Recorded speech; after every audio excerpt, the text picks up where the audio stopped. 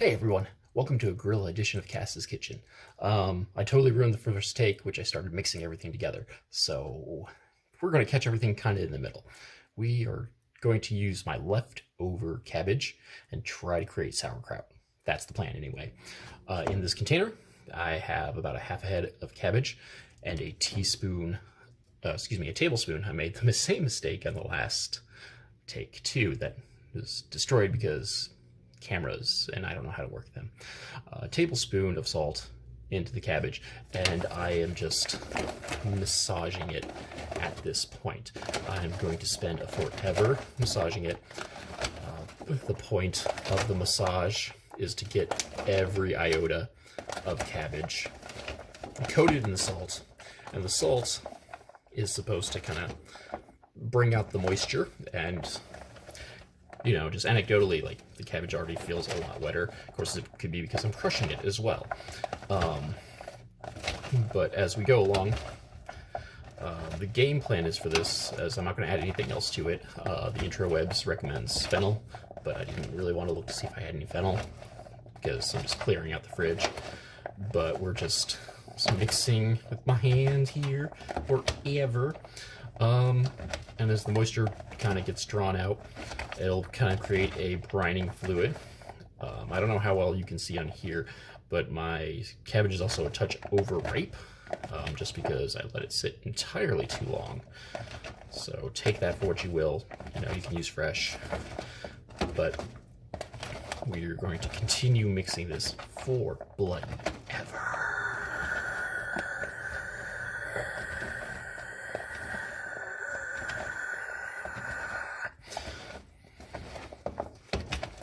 At least, you know, until it's sufficiently gooified, and it is becoming quite a bit mushy and wet.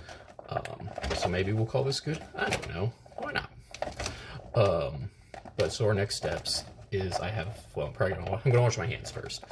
I'm going to get something to squish everything down in to kind of get all the goodness, flavorful goodness out of the cabbage. And then we're just gonna let it sit forever, and I'll pop this back on in a couple days after this is hopefully kind of fermented, and we'll see how it goes. So, dip.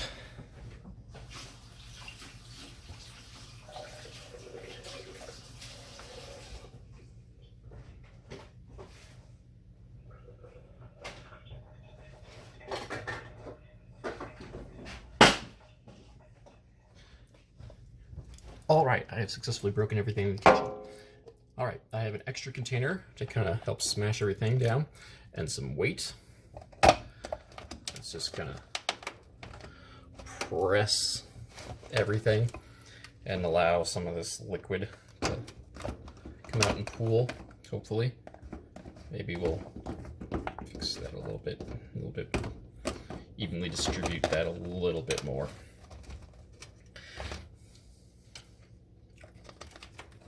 And we are going to take this to the fridge and let it go for a bit. So I will see you guys in a couple of days.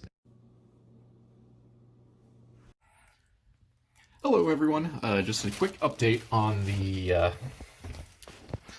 sauerkraut. It's been in for actually about a week and a half now, and we're not really seeing much progress on it. My hypothesis is that it's not sauerkrauting because it's too cold in the refrigerator. Traditionally, sauerkraut is just kind of like dumped off in a root cellar or buried, depending on your culture. So I'm going to, well, try it a bit more traditionally. I have it wrapped up in a bag. That way, hopefully the spiders won't get to it, amongst other things. And I'm going to wander down into the basement here. Probably should have, like, pre-done everything first, but whatever. You know, what's the worst that could happen in a dark, gloomy basement? Okay, yeah. I can see myself around here. It's actually not as dark as, you know, they would have it video-wise, but let's listen to the sound of my voice. You'll be fine. But I'm going to put the sauerkraut on a shelf here. Just because it's naturally cooler here in the basement. And, yeah, not quite like cold, so hopefully the bacteria that does, all the sauerkrauting can actually flourish. So we'll give that another few days, maybe even another week, and see how it goes. Till then, more clips. Alright, it's been probably about a week since we've taken the sojourn to the basement with the attempted sauerkraut. Those of you who haven't been paying attention, or I didn't really mention it prior, I kind of just figured that the refrigerator was too cold, as I have problems opening this bag. That the refrigerator is too cold, preventing the fermentation process for the kraut. So I figured we'll take it to the basement that's naturally kind of cold, and which most recipes online recommend anyway. So put it in a plastic bag. Hopefully kept the spiders out of it.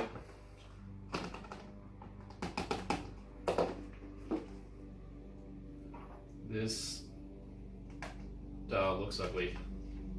I'm probably going to get food poisoning from this.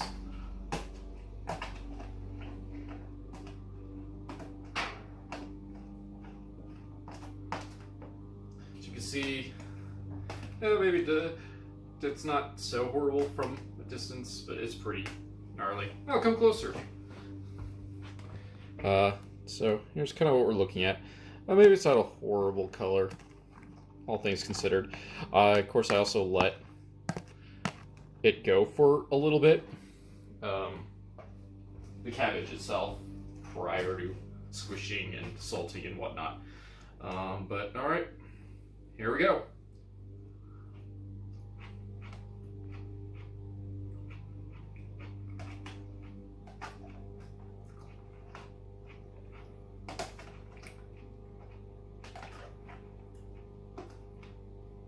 It is still just very, very salty cabbage.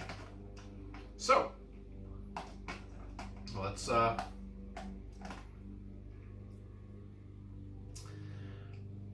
it ferment some more, shall we?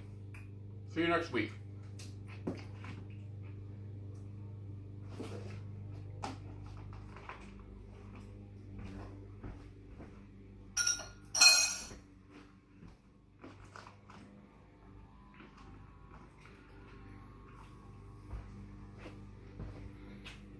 Get you. I'll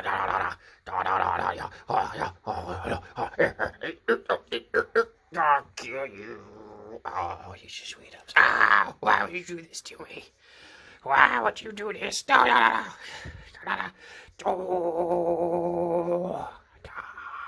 Hello, everyone. We've hit a snafu. It's been another week in the basement for the kraut, and things did not go well. I don't know how else to describe it, so let me see if I can flop this around real quick in one fell swoop. If not, we'll do a jump cut, because internet magic. Nope, I just took a picture of myself, because that's what I need, more selfies. So, I don't know, we can hold this up here. Oh, there's a kitten! Little kitten, say hello! Hello, kitten! But yeah, things didn't go well in the basement. I am going to assume it was too warm. We have hit kind of a hot spell here. That, and it probably never actually got cold enough, honestly, in the basement. But you can see, like, we got something that's almost the proper color of kraut, but surrounded that, big mold spots. So we're going to call this a wash, cut our losses, maybe try it again later, different time. Next time buy cabbage. Don't buy cabbage often, but whatever. So this one's a bust. Don't use Cass's recipe here. So fail. But, check out the other recipes. See what mischief I get into next time. So, don't know what else to say. Except, I am not eating this.